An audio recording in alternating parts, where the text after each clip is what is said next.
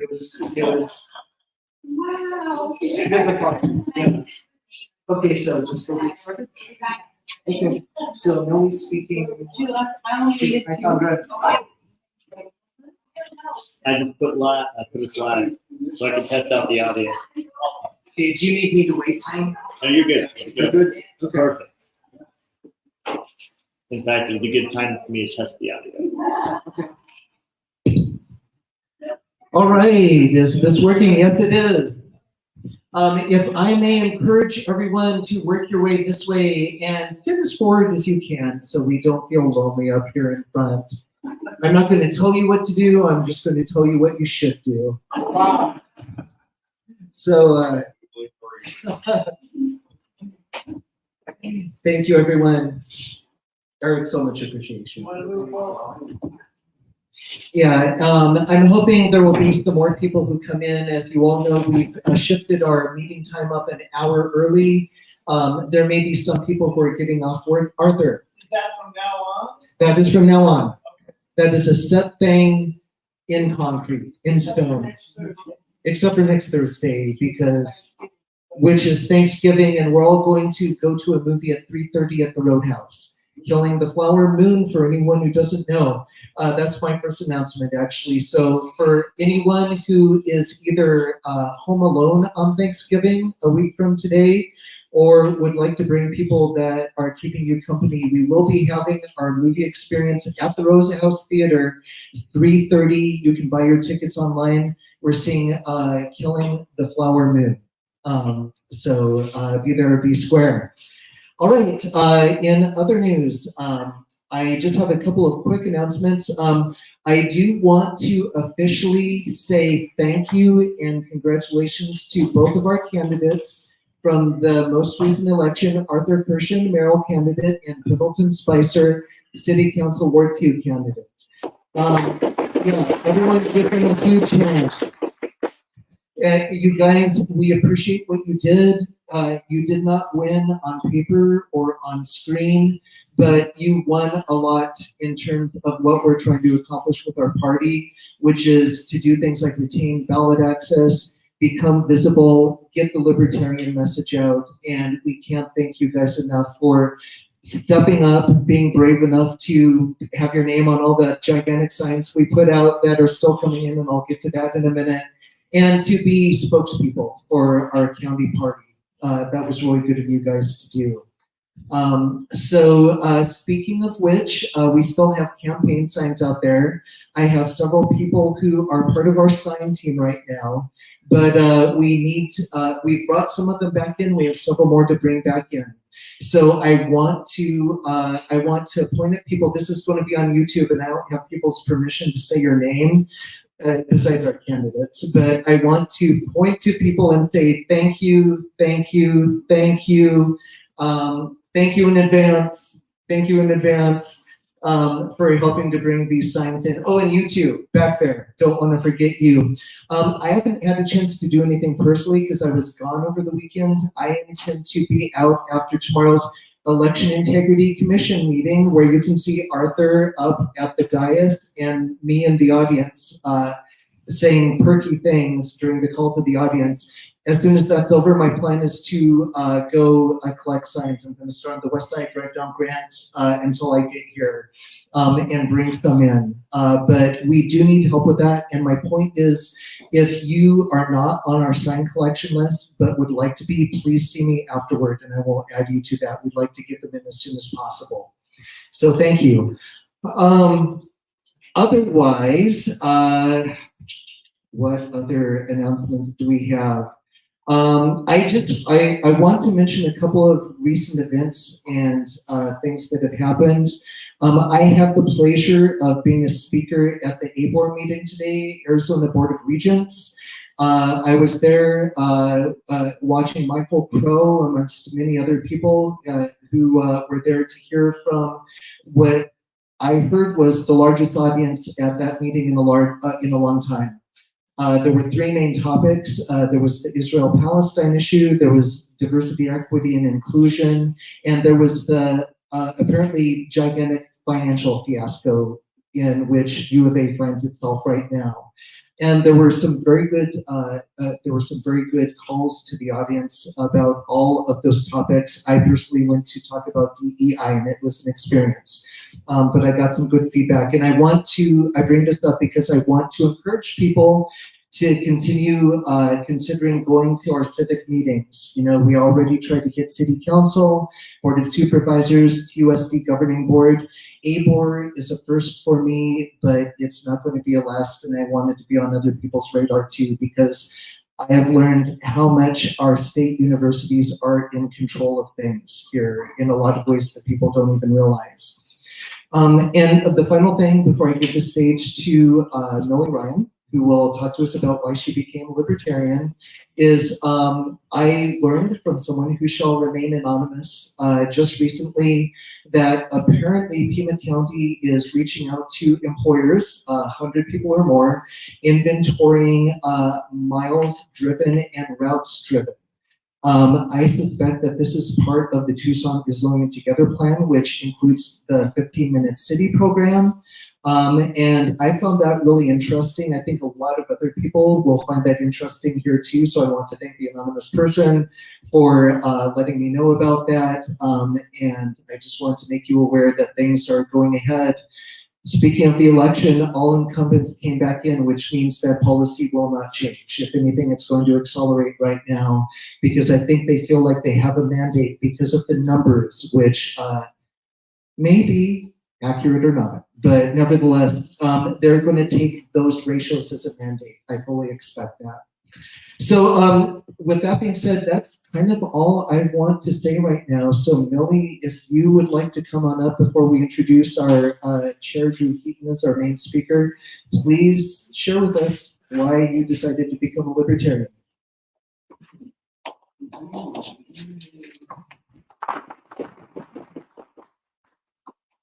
Well, I think my journey probably started with the 2020 election results. I worked at the polls.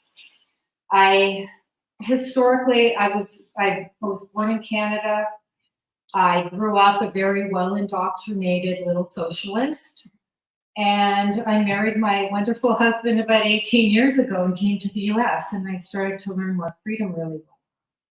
People think Canada is the same as the US, except you get free healthcare. No. I mean, I learned, the government doesn't pick up your trash here. The government doesn't tell you how much trash you can put out. The government doesn't tell you how to sort your recyclable trash. That was 18 years ago. Then I went and I had healthcare, and I was in a doctor's office, and I was like, my gosh, they've got coffee and nice chairs, and the doctor talks to you and spends time with you, and the hospital hallways don't smell like urine. And as much as we need healthcare in the US, these were the kind of things I saw as a different lifestyle and freedom. I didn't really pay attention to politics. I thought without the government, we have anarchy. That's what I learned in school. No government, oh, you don't have roads, people will kill each other, this and that. And then I came here and I saw a different way of thinking. And I became a Republican. And I was very rah-rah Trump. And then the election happened. And I worked the election. And everybody that came in had red shirts and Trump hats, and they were so enthusiastic. And I didn't see the blue shirts and the Biden people going, like, yeah, we can't wait for Biden. And none of that happened. And when the election was over, I went home and I put on the TV, Fox News, because they only had the True News. And I put on the Fox and they said, oh, Arizona is called. And I'm like, wait, I left 5 minutes ago. I saw her ballot box go into a sheriff's car. How can they be calling this? And no. So I started to question. And then the next day, Biden got more votes than any president, in even over Obama. More people were enthusiastic. And I thought, I can't believe this. This is nonsense. And I said, okay, I can't believe elections. Are they real? I can't believe the news. And I went on a journey, and I went on a lot of rabbit trails. Is it a flat earth or a globe? And I went on some real rabbit trails. Who's the Bilderbergs? Who's the Illuminati? I went through all of these things, and I was just trying to figure it out. And then COVID, and we're not allowed to leave the house. And I'm like, Americans are doing this? Like, I as a Canadian, Canadians do that. I couldn't believe Americans were putting masks on their face and capitulating to the lockdowns, and you can't see people. I was like, what is going on? I can't understand this world. So I kept looking and researching things. I actually, through all my looking at independent media, learned a lot. And I learned I don't know anything and have a lot to learn. But I saw Dru online. She was on Facebook, and she was talking about getting involved, doing something, making a difference. And she was very captivating. And I, at this point, didn't know what to do. And I'm like, I need to learn more about this. And then I found out she's a libertarian. Well, what's a libertarian? Is a libertarian these crazy anarchists, who I've been listening to, by the way, but what do they believe? And I started looking at what they believe. And then I did the survey, and I was like, okay, I'm a libertarian with very heavy anarchist leanings. And then I decided I would come to these meetings and hear more and learn more. And when Dru would say, I don't have to agree with you to live peaceably with you. And I saw how the divide happened with our children, who are still very woke and very much, on the other side. That how we need to bring that together. And I thought, this is what I want in my life, and this is the truth I want in my life, and it's where I want to be. And the more I looked at the libertarian policies, I thought, yes. And it just astounds me that so many people want to vote because, oh, I better vote Republican, or I better vote Democrat because I'm going to waste my vote. Like, let's be true and be honest to ourselves. Because I do think the Libertarian Party is up and coming. I think a lot more people are seeing the Uniparty for what it is. And in Canada, we have three parties. We have the Liberals, Conservatives, and the NDP. The NDP is our basically Communist Party, but National Progressive, whatever they call themselves. But, they had no appeal when I was a kid, and they had no say. But they kept working and working at it. And the NDP right now in Canada, because of their parliamentary system, they are the ones influencing the way things go, because they're supporting Trudeau, they're supporting that Liberal government. I think there is a chance for a third party. I think our time is coming, and I do believe more and more people will see it with everything that's being exposed. So that's why I became a libertarian.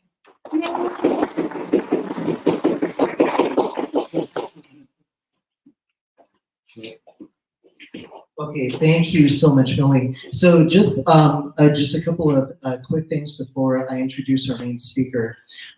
Millie mentioned that Dru taught her that we can disagree but live peaceably together. I mentioned that I spoke earlier today at the ABOR meeting. After I got home, I received an email from another professor at U of A saying that I don't agree with everything you said, but I appreciate what you did say. It was very thought-provoking, and I appreciate your bravery in presenting. And what I replied to her was that, yes, by the way, I'm a libertarian, and one of our mottos is that we can live together, we can disagree, but we can live together peaceably. And we need to do much more of that. And that's another reason why we need to get out there and demonstrate that to people. Okay, last thing, don't forget food's back there if you haven't gotten any. Sign-in sheets even further back. If you have not signed in, please make sure you do that. If not, well, don't do it now, but make sure you do it on your way out. And with that, I would like to introduce our main speaker, the chairman of the Pima County Libertarian Party, Dru Heaton, who is going to give a talk on the Hawaiian Kingdom and it's relevant for what is going on today. And I don't want to take any more of her time, so please give everyone, give her a hand. Thank you, everyone. You know that I have the best team in all of the Libertarian Party. I really do believe that. I know that there are other candidates out there and individuals just doing amazing things. But the one challenge that we as Libertarians have is doing things together. And I think we're setting a really great example for that. So thank you for that. I don't want to hover over the mic. I'm just hoping maybe it will catch a bit of my voice. And I thank our secretary, Pendleton Spicer, who, when we were trying to find, something to talk about in our outreach meeting, she said, well, I'd like to hear more about the Hawaiian Kingdom, because, I do talk about that on occasion. I would like to talk about it more. And this was really my first stab at trying to put together a presentation. So it's pretty rickety right now, and we'll see how far this goes, because I do have to leave just before 7, but we'll go through this. I want to tell you a few things. So red, white, and blue, sometimes I'm repping the United States of America, and sometimes I'm repping the Hawaiian Kingdom, as you can see. I'm not going to have every title in this font, but I wanted to do it for at least a few of the title pages and the introduction, because this old script is something very cultural at Hawaiian. Many Hawaiians wear it on their bracelet. They'll wear an old bracelet. I just forgot to put mine on. I have a necklace that has my Hawaiian name on it. And so you'll see this script, this old script. It's just kind of part of our culture. So it was sort of a way for me to share that. All right. So the title of the presentation today is The Hawaiian Kingdom, a Warning for the United States of America. And I hope in the future that as I expand this presentation, it's going to be in 3 different parts, and I'm going to briefly cover parts 1 and 2. What I will tell you about part 3, you can notice there that, this is manifest destiny. When I start to talk about the Hawaiian Kingdom, usually the responses I get are complete disbelief, maybe some eye rolling, right? Disbelief, like, this is not what I'm familiar with. This doesn't sound like anything I know, right? The next one is usually anger. People do actually get angry, and I think that comes from mostly this third piece. We have grown up with a certain United States exceptionalism. We have this manifest destiny. It's very tied to our faith. I know that's not true for all libertarians. That's the main reason why I'm not going to really include it in my discussion here for our libertarian audience, but I do want to highlight it because I know we do have some libertarians like me who are Christian, and this was the sore spot. How do I rectify what I feel is an injustice with this country that I love so much, which is the United States of America? So I'm going to kind of take you on a journey, or my personal journey, and just understand that I'm not going to address that tonight. I'm going to open up a can of worms. You might leave angry or confused or just not sure what you're feeling. The only thing I can tell you is that, as you'll notice in my journey, I did get to a place of peace. And for those of you out in the audience or who are Christian libertarians like myself, there is an answer, and I'm at total peace about it, but it was a rough journey to get there. So if you want to hear that part of my presentation at another time, just hold on and maybe just step out with a little bit of faith that there is an answer to that really tough question, okay?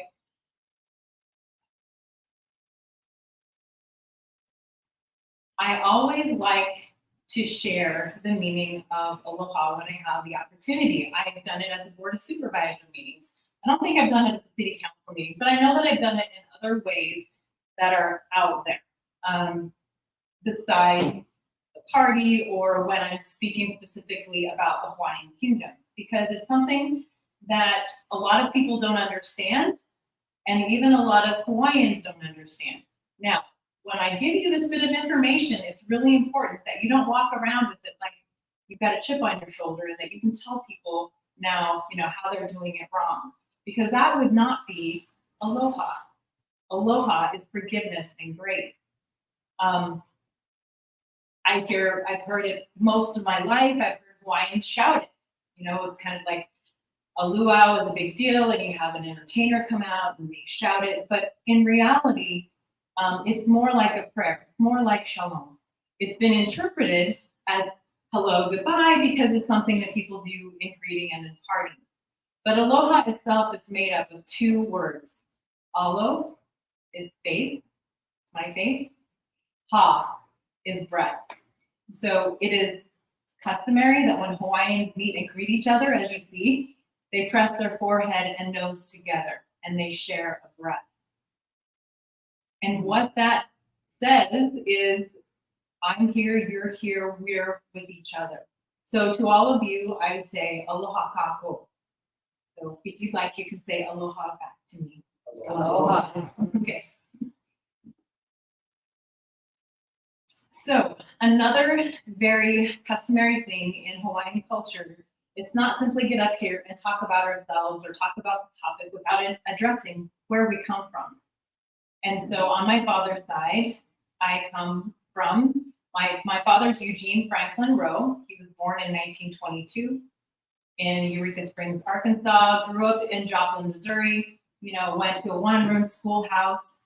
The reason why I mention some of these things, and you'll realize here pretty soon, I want you to understand the type of upbringing that I had.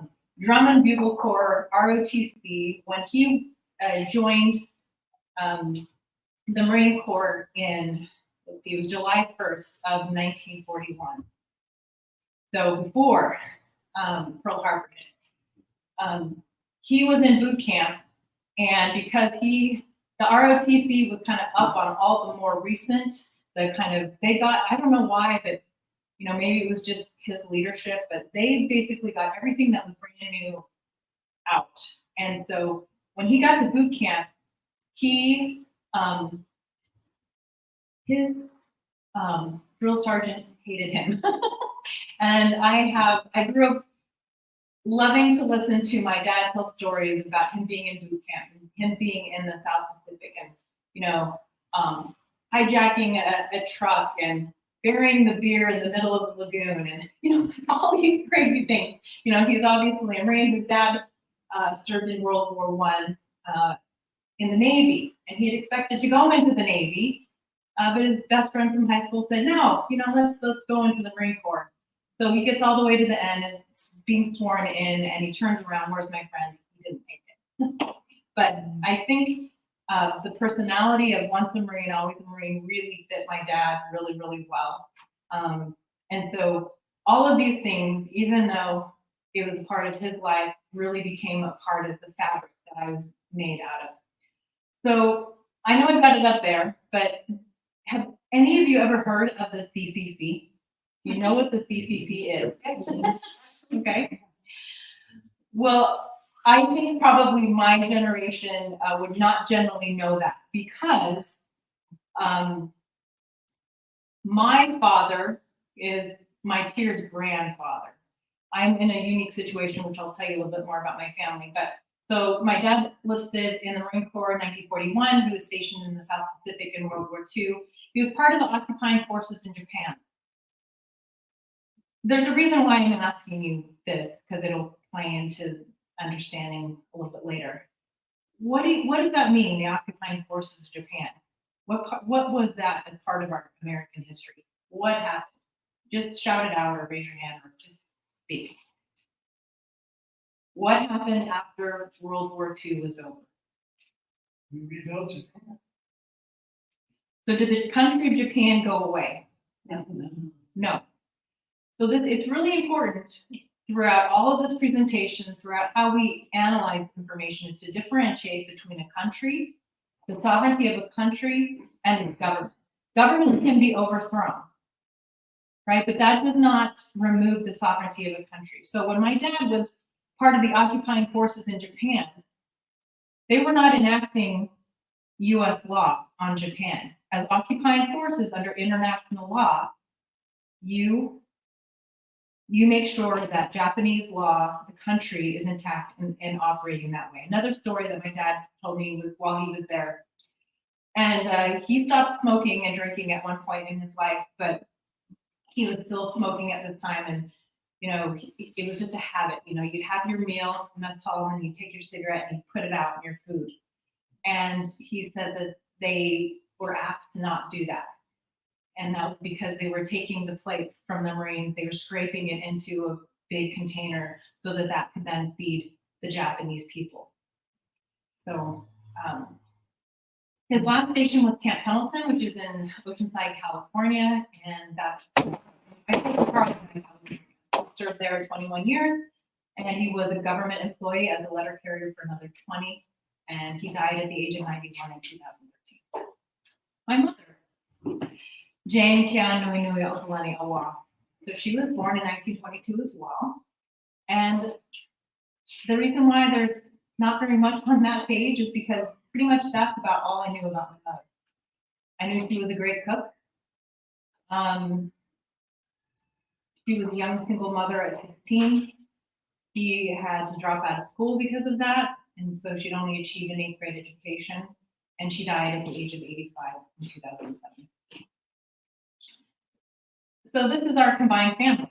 And what I will tell you is that there are 11 of us. My father's son from a previous marriage died before I was born. And my mother brought to the union 5 of her own children. And then my mom and dad had 5 together, I being the caboose. And so, let's see. So my sister Eileen is in the blue skirt, and there's 30 years between us. So actually I had 3 sisters in that picture who were either pregnant or having children the same time my mom was pregnant with me.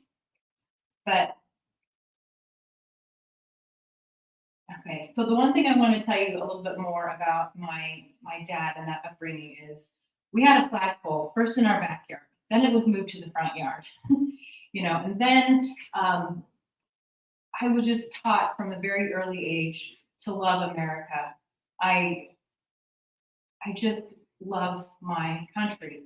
I knew a little bit that I was, you know, my mom was from Hawaii, but that was about it. Like I said, she didn't really talk about it or say much of anything else, so I really didn't know much. So that is me at 10, and I'm named after 2 of my great grandmothers on my father's side, Ida and Drusilla. The majority of those siblings in that previous picture were born in Hawaii, but the last 3 of us, because my dad was stationed all over the country, we were born in different places. So I was born in Oceanside and grew up in Carlsbad because my mom didn't want to go back. Before I put anything else up here, does anybody recognize who this gentleman is in this picture? Okay, I don't really expect you to. But I remember this day, it's like emblazoned in my mind. So this is Laie, Hawaii in 1978. Interestingly enough, there is a song, you can look it up. It's called Hawaii 78. And it's pretty much a lament. Even Pearl Jam did a version of it, but it became famous. You know, Israel he made this famous, singing Hawaii 78, and it's a lament. It's basically, what would our king and queen say if they were back today, and what would they say about their country? So just some little things that I find interesting. So Ezra Taft Benson, he served in World War I. He was a missionary from the church that I grew up in, Church of Jesus Christ of Latter-day Saints, to Great Britain. And his bachelor's was in animal husbandry, and he had a master's in agricultural economics. So in 1939, he was the executive secretary to the National Council of Farmer Cooperatives, and he was hated. In World War II, he was on Franklin Delano Roosevelt's Agricultural Advisory Board. Why was he hated? Because the farmers were going to get money, and he was against that. You know, he wasn't necessarily a libertarian, but he was very I don't know if he actually was part of the John Birch Society, but he supported the John Birch Society in their love of American. He was a critic of communism. He was a critic of the civil rights movement, not because he didn't believe in civil rights, but there are people, whether you or you know people who know that Black Lives Matter, but the movement Black Lives Matter is problematic, right? So it was really, just understand it that way. It was the movement that he thought they were manipulating people, and you would have to go through that. And also the women's rights movement, which, you know, I think that's interesting. We could probably have a conversation about that another time, but what did the civil rights movement get us women? I mean, we went to me. So before this, you know, a family could live on one income. Now our state is taxed by both male and female. And so I'm just saying that I think he had an eye for, there's problems with these movements that are not, they have a great label, but they're not moving us in the direction that we really want to go, or that they even profess to be. He was ordained an apostle in the church that I grew up in, like I said, in 1943. And he served as Eisenhower's Secretary of Agriculture. He was a big proponent of the free market, and he opposed farm subsidies. Again, people hated him for that. But, okay, can we now look at farm subsidies and not understand that he was right? Mm-hmm.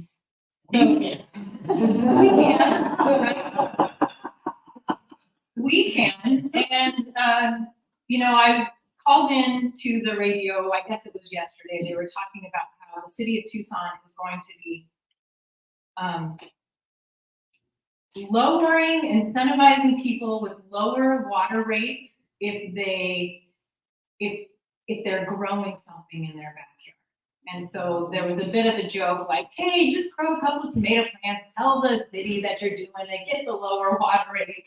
And I called into the radio to say, okay, it's time for my bi-weekly Dru Hates Everything, you know, comment, and saying, you know, I just so you know, problem, reaction, solution, and we're gonna have show me an incentive and I'll show you an outcome.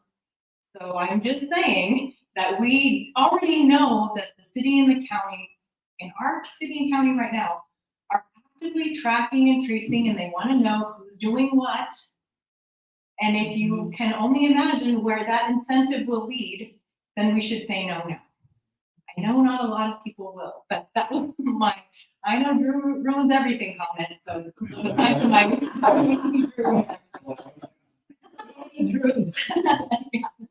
So he wrote in 1968 the proper role of government.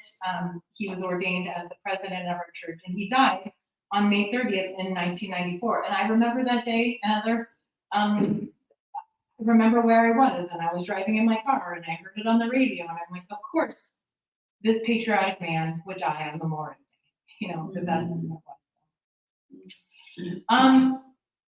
I graduated from high school, from Carlsbad High School in 1986. And the reason why I have this to remind me is, you know, you'll notice I've been giving these nice lays here from my mom that she made. But I will tell you that I had a teacher who taught 3 of my different classes over my 4 years. And that teacher had served for a time at the Kamehameha School, which is the school, what's one of the most prominent schools in Hawaii. And it is the premier school in Hawaii. And so armed with that, you know, I don't know, bravado, so to speak, he was very intent on telling me that I wasn't really Hawaiian, you know, so, and I want to express that, you know, all throughout my childhood, you know, there was just sort of like this, am I not? I don't know. I don't know what I am. I don't fit here. I don't feel like I fit here. But my high school, you know, this high school teacher who taught in Hawaii said, you're not really Hawaiian. You don't speak Hawaiian. You don't live there. You know, like he just had all these reasons why I wasn't a Hawaiian. Later, my first daughter was born in Laie, Hawaii. That's when I lived there from 1987 to 1989. I'd been there at different times, but my daughter was born there. And it was interesting living there versus the times that I had gone there with my mother to visit my family. So my mother's passing in 2007 is like a high point for a really good reason, because here my mom passes. I'm looking at her garden, all the things that she grew in her garden. She enrolled me in hula, so a hula school. These are my twin brothers, leis, food. You're just part of our culture. But, one of the things that happened with my mother's passing is that the family all got together, and the oldest and the youngest, so I'm the youngest and my oldest sister, we realized that my mother, she wanted a white casket and she wanted these things. And my brother-in-law, who's Samoan Hawaiian, he's like, that's a very Hawaiian Christian culture thing. I'm not saying it's ancient, I'm talking about over time, we didn't want death to be this horrible, awful, weeping, wailing type of thing. And so my mother, I knew, and my oldest sister knew, but we were the only ones who knew that this is what my mother wanted. And my dad's comment when we brought that up in the family meeting was, your mother was Hawaiian. And so I will start to say that at this point, this is when like sort of that being part of my identity just sort of like just leave me, and I just let it, I let it. Well, in 2015, this is Hawaii Revisited. And I remember this because I had made a conscious decision. I'm going there to see my nephew get married in the Laie Temple in Oahu. And I made a conscious decision. I am not Hawaiian. I'm not going to say I'm Hawaiian. I'm just going to, obviously it's not going to come up because I'm not going to say anything. It does, I will just simply say my mother's Hawaiian. My mother's Hawaiian. So I had all these kind of weird experiences when I was there. Yeah. So I'm walking into the temple, and this is my family friends from Oceanside, California, and there's a huge enclave of Polynesians in Oceanside, probably because of the military base and all. But anyway, I just happened to run into, family friends from Carlsbad, California, who are now living in the island. And on several occasions, someone would say something. They would ask this, just like I introduced myself and I told you who my family was. Who's your family? What's your name? They start digging a little bit. I wasn't giving that, but then I would start to say, well, my mother. I was kind of separating myself, and they would inevitably say something like, well, welcome home, welcome home. So I just kind of like came back to Tucson, kind of more confused, feeling like, I don't have a picture here, but I wanted to make sure I said this too. So I married Caucasian men. Was married twice. So my children are light-skinned. My sister is married Samoan, Hawaiian type men. So the cousins are together. And this is my daughter's comment when she's like 3 years old. She's pondering and she goes, Mom, are we white people or black people? I just think that was so cute because, she didn't know because this is her family and she knows she kind of doesn't look like them, but she's part of them.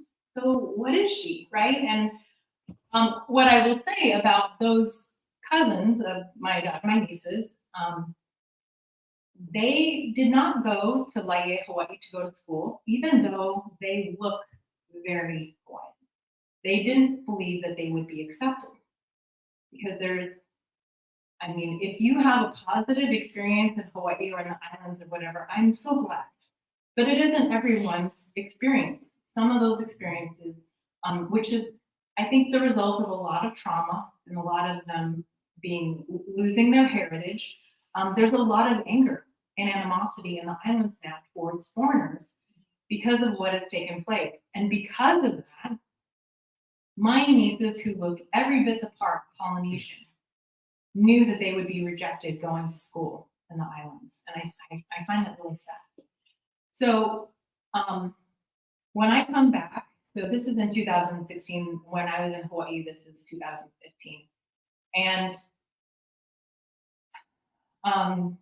while I was in Hawaii, there were demonstrations against Monsanto. And I remember even at that time going, it was just this huge monster. I had no idea how to fight. All I knew how to do was, vote with my food dollars. Just don't give money to that beast. That's all I knew how to do. And then I come home, and then in 2016, Monsanto's in my backyard. They're now bare, and they're still in our backyard. But this is when, I met great people like Sue Ann Christensen and Ann Lockfield. And so I spoke out there. This is the one where I'm a very angry activist, and I'm kind of embarrassed that I'm, wearing my lei and trying to show aloha, and I'm just really, really angry. But that began my activism career, kind of. Then, in the process of speaking at these events, at the board supervisor meetings, I'm invited to this conference, which is at the U of A, and apparently it's a big deal about the tribal nations coming together. And his name was Dr. William Foster, and he said, I don't even remember necessarily saying anything about Hawaii. I don't even know what the connection was. Somehow he figured out that I was Hawaiian, and he introduced me to come to this. What I will say about this is I got to see the native tribes in Arizona, and actually in all of the Southwest, and have this really interesting conversation about should they be counted for the government? Should the government have the right to tell you who you are and what your tribe is? And all of it's tied to money. And like I've said many, many times, right? Show me an incentive and I'll show you an outcome. The outcome of the terrible things that we see happening on the reservations is because they have been incentivized. They have been incentivized. And I think that we as Americans who aren't pushed to live on a reservation, I've heard some of my friends talk about it. Yeah. I've heard some of my friends talk about it. How dare they tell me how many chickens can have? How dare they tell me, the government? And I want to say, time out, peeps. This is the life that our government has relegated to a people who are just trying to hold on to their culture. And if they want to live in this a certain way. So, I know it's a big mess, but this is why we always need to consider what those incentives are and if we really want to participate in them. So I want to give some acknowledgments to Dr. Keanu Sai, Dr. Ronald Williams. He's probably a doctor by now, Dr. Kalania Wilson, and Willie Coy. It was because after that conference that I started to look and I wanted to know more. And this gentleman right here, he really broke the ceiling. And he broke the ceiling the way he started to understand where we're at with the Hawaiian Kingdom is he was in the first desert storm. And he realized that the intel he was getting was like a mirror image of what he was just starting to read about in the Hawaiian Kingdom. So what happened? Saddam Hussein invades Kuwait.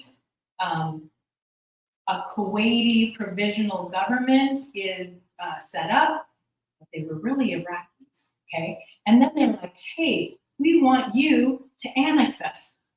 Like exactly the same thing. So, as an officer, it was his officer's training that actually informed him. And he did his doctoral dissertation, and you can correct me if I'm wrong, Peter, but a doctoral dissertation is not like you get a grade. It's either you present your case or you fail. And he presented the case that Hawaii is a country. It is sovereign. Its government was overthrown. The country did not go away. It is illegally occupied in the same way that the Allied forces occupied Japan to rebuild it, but they acted in Japan's situation with under international law appropriately.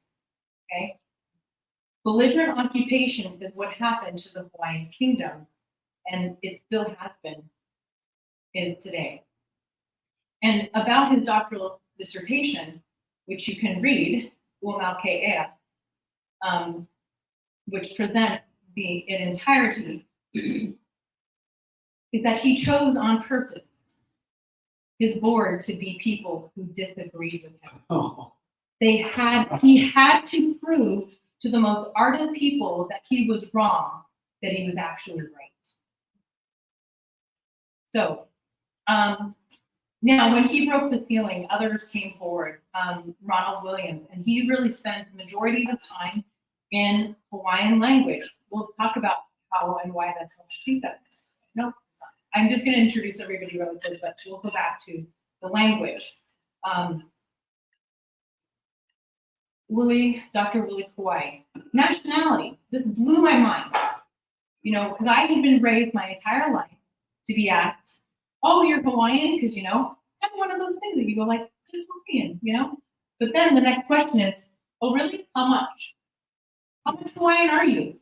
You know, and it's like, "Oh, well, my mom, you know, like I don't know." And then so then I just stopped saying it. You know, like I don't even want anybody to say that. Nobody approaches you and says, "Geez, Derby, how much American are you?" Right? Because what Dr. Kauai presented for his dissertation is the Hawaiian is a nationality, just like, you know, Spain, you know, has its own nationality. All these countries, it's a nationality. Now, of course, there is an ethnic piece, or the indigenous people who have lived there. But this just opened my mind to understand. It made me understand so many things so much better when I understood, and I can show you why Hawaiian is a nationality. There were Black Hawaiians, Chinese Hawaiians, white Hawaiians. You could join the Hawaiian Kingdom just like you would submit to become a United States citizen. So this was really mind-opening to me. And Kalani Akea Wilson, he really opened up my mind about the Hai Hawaii, which is the flag. You'll notice but this flag, compared to the one that I opened with, is upside down. Someday I'll go into all the history behind the Hai Hawaii. Sometimes you might see something that the people call the Kanaka flag, which is green and orange and yellow and some of those things. If that makes you feel good, that's fine. Like I want you to feel good or empowered, but it's not historic. King Kamehameha first commissioned this flag. And there's a reason he commissioned this flag. But you'll notice this one is upside down. When a flag is upside down, what is that? Distress. And the interesting thing about the Hawaiian flag, that I'll just let you know, is that when it's right side up, that white represents peace. When it's upside down, it's war. And I will go on to present how, in actuality, in technical terms, in international law, Hawaii is in a state of war. It is in a state of war. It never left a state of war. Okay? Now, most of the people that I talk to in a room are like, "Well, I've been to Hawaii. Like, it doesn't look like it's in a state of war to me." Well, does it look like it is between North and South Korea either? No, but we recognize, you know, that it is. And my admonishment to people when they don't recognize Hawaii in a state of war, so, well, if you don't recognize that Hawaii is in a state of war, what makes you think that you'll recognize when your government is at war with you? So to that Hawaiian historicity and language. So my high school teacher, who told me what it was to be Hawaiian and why I wasn't a Hawaiian, right? You have to understand just briefly that 95% of all the published materials in the Hawaiian Kingdom comes from English language sources, which was only 6%. Okay, yeah. I hate to say this, but it's true. You know, I read something that the Queen had written to someone, you know, recently, because I kind of carry this book around sometimes. Like, really? Let me tell you this. And you could just see the look on this gentleman's face, be like, wow, that was so eloquent. There is a perception out there that Hawaiians are slow, dumb, not very intelligent. Okay. The reality is during this period of time, that's not right. During that period of time, Hawaii was almost entirely literate in both English and Hawaiian. I don't think I was able to, I have one, I just didn't have time to put it up there, but there's a petition that went around with thousands and thousands of names where you see these beautiful kanaka and this beautiful script handwriting, signing their names. And in the top of the petition, it's written in both Hawaiian and English. Most of their government was performed in Hawaiian and English. So let's understand a little bit of Hawaiian history. And I was supposed to be gone like 5 minutes ago, but I can't do that. So it's a chain of islands, right? And before European contact, the islands had different chiefs or kings. Understand that. And King Kamehameha the First, I took off his first over here. Don't know why, but anyway, he was ruling over the Big Island and parts of Maui, Kahikili, which means thunder. I know that because my uncle's name is Kahikili, and he was ruling over Maui, Molokai, and part of Oahu, and then we have the Kingdom of Hawaii. There were different, so imagine there were different kings. Then we have European contact. First trip, Cook was reigned as like a god because he came during the festival in the bay that was part of the festival, and they just thought he was the god Lono, actually. And next time he came around, he was killed. So I'm brushing over that history really quickly. But going back to, but because of the interaction with Europeans, and if I could blow up this picture over here, you'd see that firepower was a big deal, and it was what enabled King Kamehameha I to unite the islands. And yes, some was through conquest, but the king of Kauai ended up just ceding his lands and saying, "No, you're my king." Now, there's a really important reason why I think that was a smart move on his behalf. He was not only strong, but he was also just brilliant in battle, and he was known for his intelligence in negotiating and those kind of things. The other islands were being courted by other countries, and he didn't want to do that. He's like, we need to be together. So he either conquered or the lands were seized. He united the Hawaiian kingdom, and then, contrary to what people believe, it was never colonized. The other Polynesian islands were. And the difference between something that's being colonized and a protectorate, and this is the reason why there's that Union Jack in the Hawaiian flag, okay, is because King Kamehameha knew that they were the most powerful nation on earth. And he was going to join, so he joined them as a protectorate, which allowed him to run his kingdom under native kingdom law. Versus colonialism is when the colonizer imposes their law on the territory. So this is just a very interesting difference in the situation here. And I'm glossing over a lot of history, but first Christian missionary showed up in 1820. I will say about Dr. Williams, he was the second guy up there. He was bent when he did his doctoral dissertation, he wanted to prove the missionaries showed up and ruined everything. They brainwashed them, they turned them to Christians, and that's where all the problems started.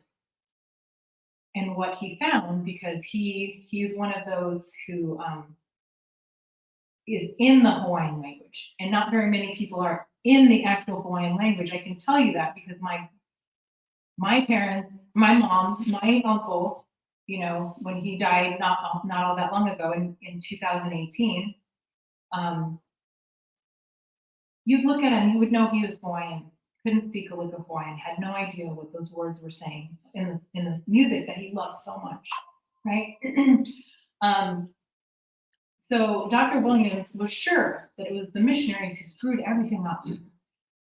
But that's not the truth. What ended up happening is that they were declared a Christian nation in 1840 because nearly everyone had converted to Christianity and they had incorporated it into their cultural life.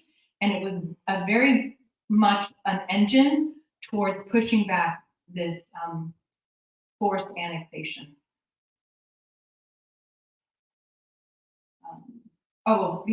Before, and I don't want to go all the way back to Dr. Williams, but when I was listing, you know, there's 95% of all the history written about Hawaii is written by someone who's not Hawaiian, can't speak the language, and all those kind of things. But there are literally hundreds of thousands of documents. In 2006, the Judd collection just became available. That has hundreds and hundreds and hundreds of letters, because that collection was not allowed to go to the public until the last grandchild died. In other words, they're holding a secret that they think that can just be generationally whitewashed.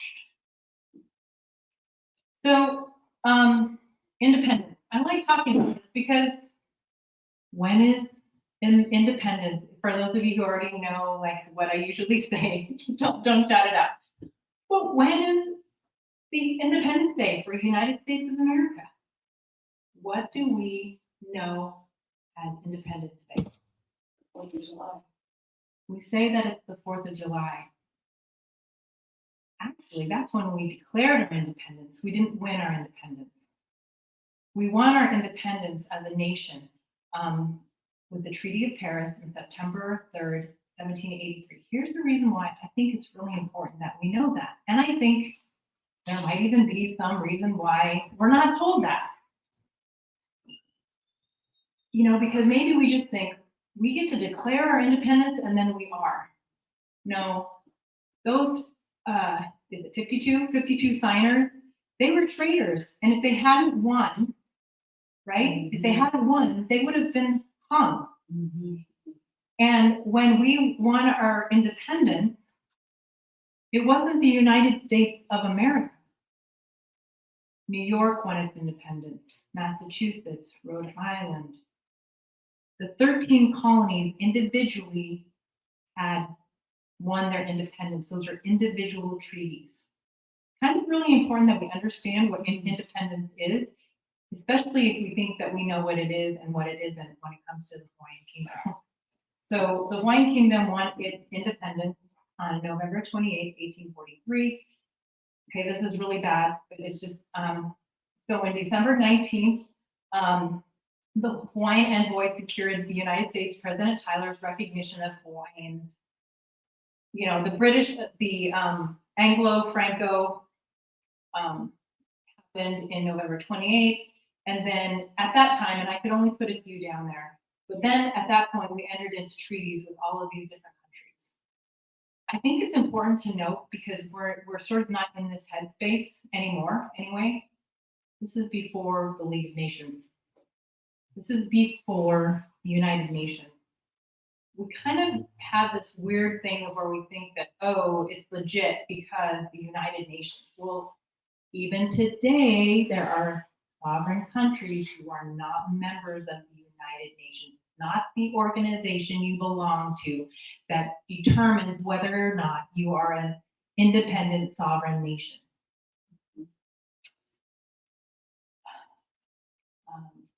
There's a difference between an embassy and a consulate. And so knowing that they had over 90 embassies and consulates all over the world. An embassy is located in a capital, like of a nation. Consulates, they had one in San Francisco. It's there basically to protect, it's a regional one because you must have a lot of business going on in there, in that.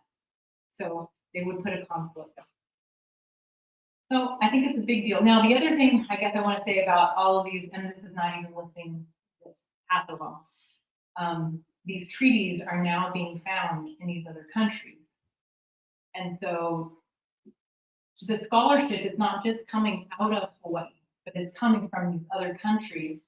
One of them in particular, Italy. Italy, because of Dr. Keanu signing his scholarship and then his relationship with someone in Italy, in academia, she walked into their political library and said, well, you know what, this treaty needs to go on the still active side. Because I guess it's divided into all the active treaties are on the right and the inactive ones are on the left. And of course, she shows up there and you're like, no, Hawaii is the state of the United States. And she presents information and guess what? Italy has moved that treaty to the right. There have been, I'm not even touching on all the things that actually denote that this is without debate. Hawaii, the Hawaiian kingdom still exists as a nation and it is by definition in a state of war. So I just wanted to touch on this really briefly, the Declaration of Rights in 1893. So Kamehameha I, the old religion, the old was, that they were a god, incarnate sort of as a king. And even he started with his relations with Britain and these other countries, started to move towards a more democratic system, even under the old religion. By the time Kamehameha III shows up, we have the Declaration of Rights. Now, this is just simply this official motto. It is something that Kamehameha III said, which means the life of the land is perpetuated in righteousness. It's part of a much bigger document, but I just wanted to pause to explain that in 1839, there was universal suffrage. And remember, as a nation, well, and they captured that later in the 1843, but because of this Declaration of Rights, based on the Christianity that they had accepted, there was no difference in race. A Black man and did, Chinese, they all bought property in Hawaii. They were equal citizens. We didn't have Chinatowns because we were just all living together. Kind of like, in Palestine, the Jews, the Christians, the Muslims all used to live together. Like, okay, so we all lived together. But when it was taken over by the United States because of the Chinese Exclusion Act, so it wasn't just upsetting Hawaiians, Native Hawaiians, there were Chinese Hawaiians who were upset because they were part of a country that granted them rights. And this is, several decades before they could own property. A Black man did own property where they're still arguing whether or not they're a person in the United States. So I'm way past time. I knew that would kind of happen, and I'm only just touching on a few things. But so the overthrow happened. Coincidentally, when I started the beginning with the flag from my dad and my mom, I often say that conflict lives inside of me. It was the United States Marines who were called upon to stand and protect these insurgents to overthrow the Queen.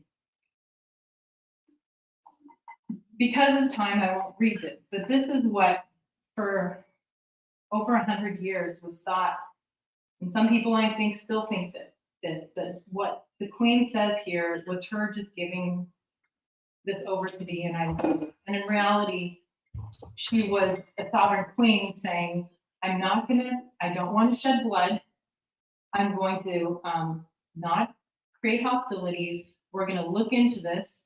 And it was. Grover Cleveland sent Senator Blunt, and he determined, and it was accepted and admitted that that these insurgents had,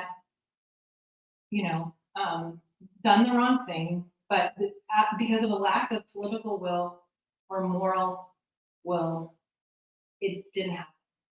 And they just waited for the next opportune moment to say, well, but we have to because, of the Spanish-American War. This is another statement that she writes now to President McKinley. And this is when, so there's a lot going on here.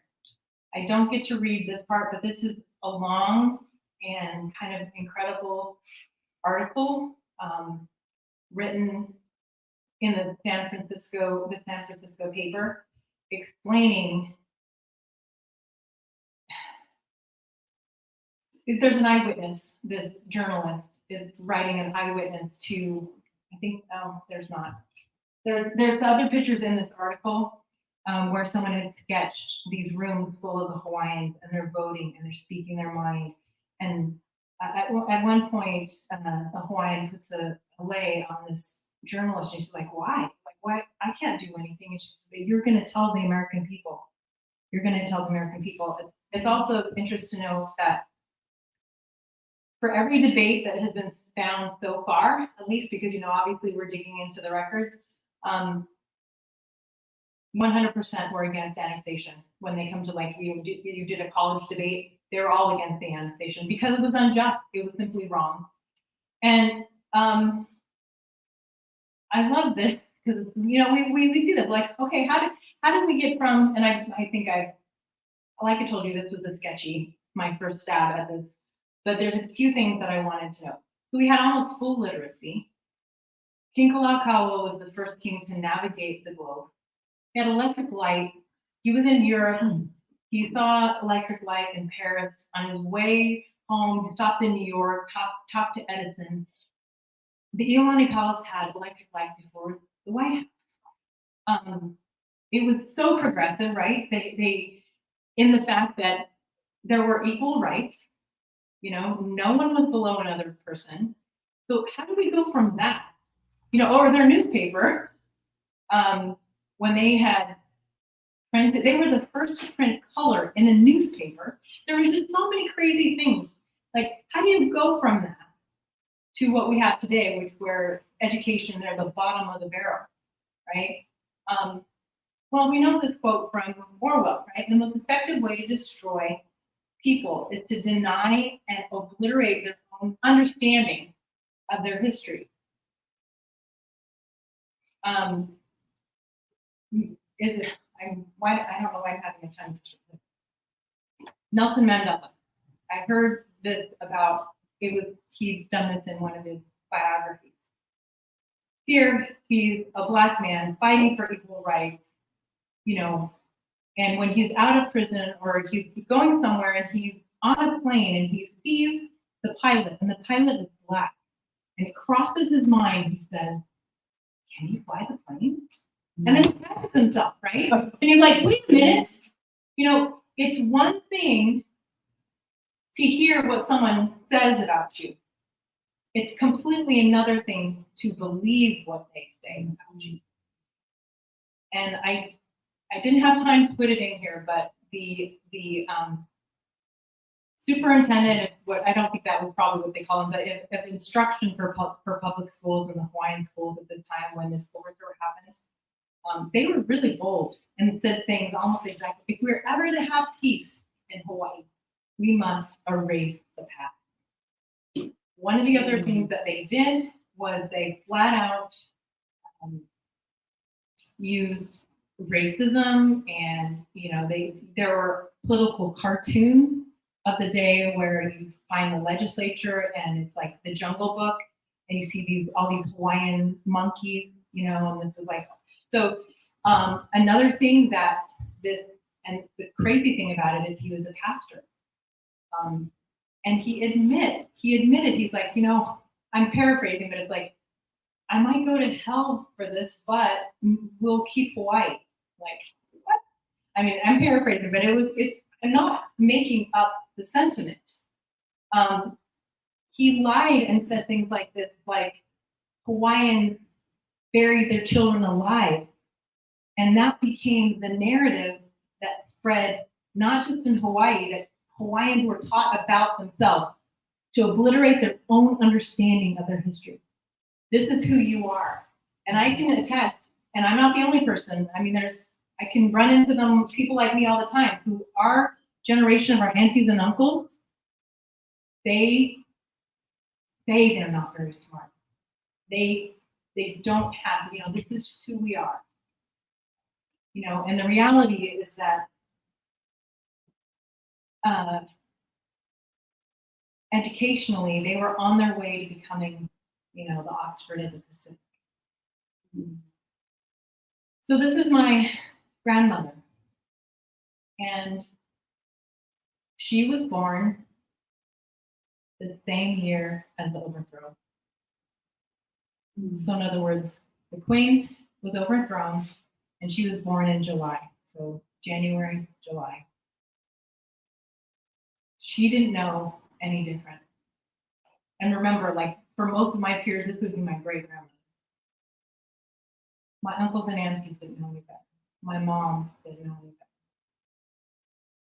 So I know I'm probably way over. That's where I'm going to stop. And like I said, the hardest thing for me personally was really coming to grips with what I believed and loved about my country, the United States of America. And I still say, when I had strangely someone ask me the other day, well, why do you even live here then? It's like, I'm American, right? And he who loves his country best, who strives to make it best. I've always believed that. I still believe that. Yeah. Does the heir to the monarch of Hawaii still have any authority? No, there would have to be an election. Dr. Kianosai is the acting Hawaiian government. There's a title for him. And basically that is derived out of the doctrine of necessity, which I think you and others know. And he has presented at The Hague. He has presented in the Permanent Court of Arbitration. And if you know anything about those particular places, you don't just go there and present. Like if you don't have standing, you don't get in the doors, right? So this is a thing, and he is representing this. And in 2000, when he was representing Lance Larson, who had been put in solitary confinement because when he found out this information, he decided, okay, well, I'm going to follow Hawaiian law and not kingdom law. So he got a lot of parking tickets. For that, he ended up going in. It led to him being put in isolation and not in a really good way. And so his lawyer, I guess, presented before this court that the government, and that's what Dr. Kianosai did, was he represented the government and said, you need to protect my client. That sort of started the ball rolling, and that was in 2000. And the Rwandan government actually came and said, we know what happens when injustice goes on like this forever. Like he was referring to the Rwandan genocide. And Dr. Kianosai said, thank you for that, because they wanted to blow it up on the national stage and everything. And he said, we're not prepared for that. Our people don't even know. There's just like 6 of us who actually know what's the truth. And so they have a strategic plan. And we still are really actually in the education portion of the strategic plan. You can go to his website and you can see that. I find it curious that we're coming so far. So in 2019, Dr. Kianosai presented a very long, in-depth presentation to the Maui County and was explaining how they could consider this information and act or not act. I find it curious that, Maui is really the birthplace of our nation and nationality, and so many regards, and it is obliterated. I'll just leave that there. I find it curious. They have to wrap up and go quick, but you use the word belligerent occupation, right? And I just find that wording interesting because, you know, in 2016, when the Department of Defense put a document of the law of war, Uh-huh. right? And there's a lot of interpretations about that, you know, about what that means for the United States. But that word, you know, belligerent occupation is in there. And I certainly feel in America now, we certainly are being occupied. I don't know by who or what, but it's just interesting that you use that. Well, I'm glad I didn't forget, because really this is how I should end, is reading the Queen's words, because remember I promised you that she had a warning. It's not for me to consider this matter from the American point of view, although the pending question of annexation involves nothing less than a departure from the established policy of that country. You know what she's saying?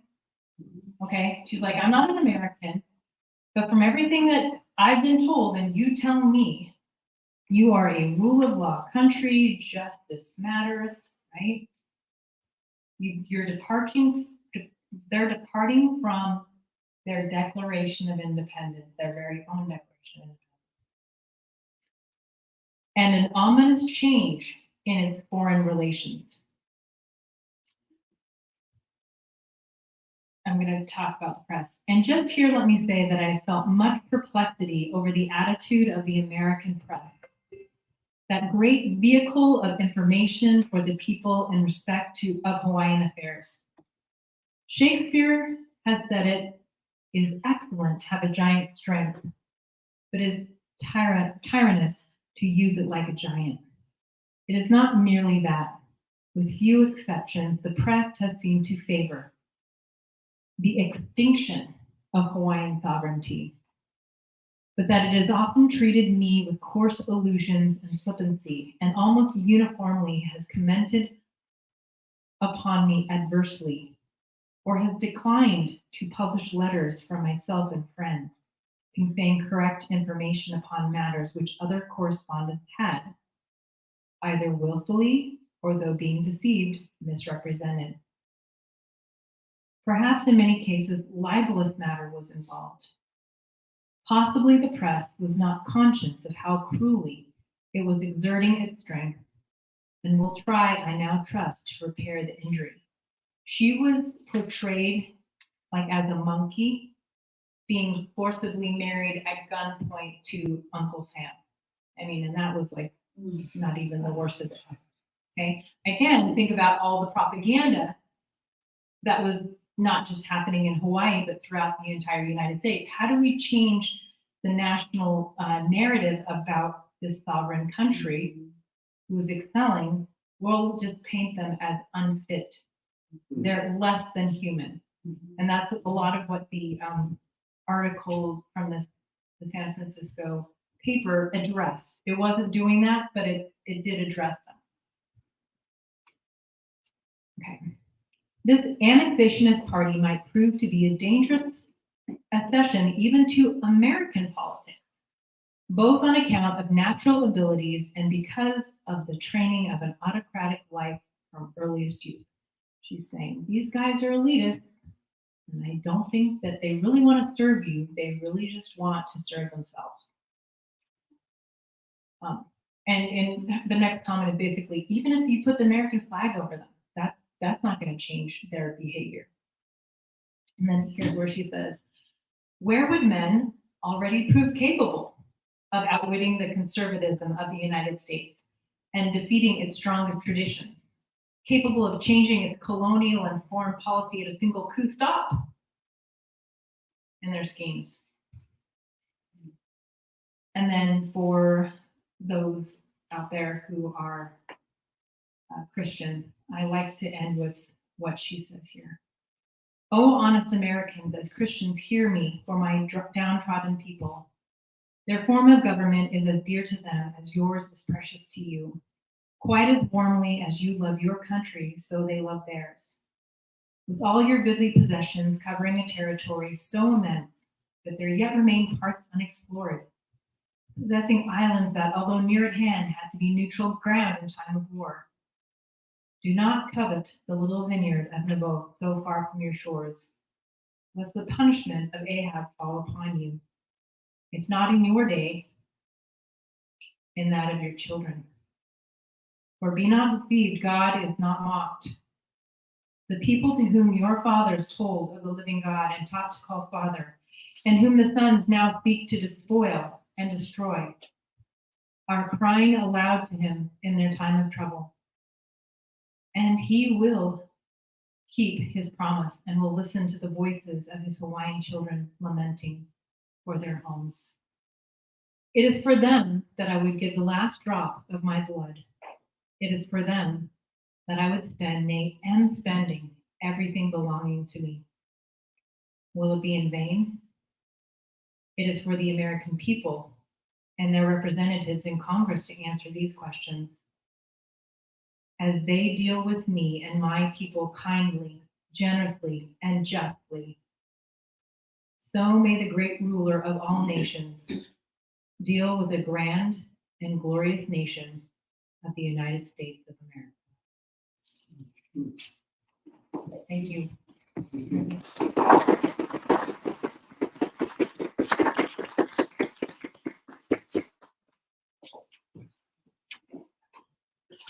Drew, can I ask one quick question? Sure. Why was the U.S.